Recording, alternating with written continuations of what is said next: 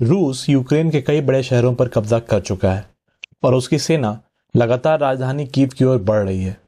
इस बीच संयुक्त राष्ट्र में रूस के खिलाफ प्रस्ताव किया गया है, जिसमें रूसी सैनिक को अविलंब यूक्रेन से वापस बुलाने की बात कही गई है। इस प्रस्ताव के पक्ष में 100 से ज्यादा देशों ने वोट डाला, जबकि 4 देशों ने इस प्रस्ताव का विरोध किया। इस प्रस्ताव पर भारत तटस्थ रहा और वोटिंग में हिस्सा नहीं लिया। हालांकि भारत ने हमेशा यह कहा है कि वह चाहता है कि युद्ध रुक जाए, लेकिन वोटिंग का हिस्सा ना बनकर भारत ने रूस का समर्थन किया है। ऐसे में सबके मन में यह सवाल उठ रहा है कि आखिर क्यों भारत रूस के खिलाफ वोट नहीं कर रहा, जबकि रूसी हमले की वजह से सैकड़ों भारतीय यूक्रेन में फंसे हुए हैं। भारत ने हमेशा यह कहा है कि युद्ध की बजाय बातचीत से मसले का समाधान किया जाना चाहिए। इसका जवाब यह है कि रूस और भारत की मित्रता बहुत गहरी है और जब भी भारत पर विश्व का दबाव पड़ा है, रूस ने अपने वीटो पावर का इस्तेमाल कर भारत की मदद की है। अब तक 6 बार रूस ने भारत के पक्ष में वीटो पावर का इस्तेमाल किया है। यही वजह है कि अमेरिका और अन्य देशों की तीखी प्रतिक्रिया के बाद भी भारत अपने पक्ष पर अड़ा हुआ है। सिर्फ कश्मीर मसले पर ही रूस ने संयुक्त राष्ट्र सुरक्षा परिषद में 3 बार वीटो पावर का इस्तेमाल किया। रूस के ऐसा करने से कश्मीर 2 देशों का मामला बना रहा और इसका अंतर्राष्ट्रीयकरण नहीं हुआ। 1971 में रूस ने 3 बार 4 दिसंबर, 5 दिसंबर और 13 दिसंबर को भारत पाकिस्तान युद्ध के दौरान भारत के विरोध में लाए गए प्रस्ताव के खिलाफ वीटो पावर का प्रयोग किया था। 22 जून 1962 को रूस ने भारत पाकिस्तान के संबंधों को लेकर लाए गए प्रस्ताव पर अपना वीटो पावर लगाया था।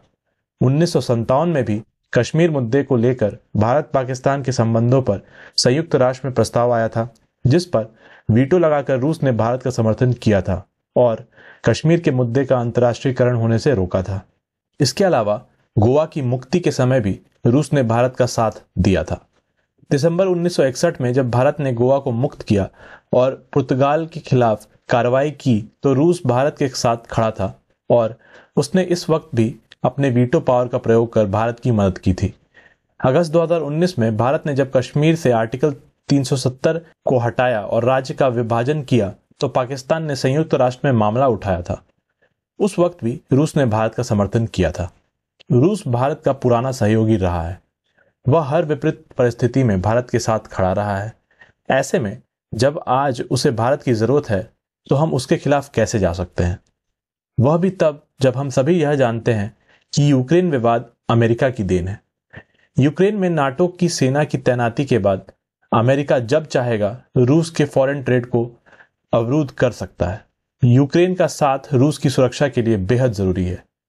आइए आप जानते हैं कि वीटो पावर क्या होता है, इसके इस्तेमाल से रूस ने भारत की कैसे मदद की। संयुक्त राष्ट्र सुरक्षा परिषद में शामिल 5 राष्ट्र संयुक्त राज्य अमेरिका, यूनाइटेड किंगडम, चीन, फ्रांस और रूस को यह अधिकार प्राप्त है कि अगर वे किसी प्रस्ताव के विरोध में अपने विशेषाधिकार का प्रयोग करते हैं, तो वह प्रस्ताव पास नहीं होगा। इसे वीटो पावर कहा जाता है। ये सभी देश सुरक्षा परिषद के स्थायी सदस्य हैं और इन्होंने संघ के गठन में महत्वपूर्ण भूमिका निभाई थी।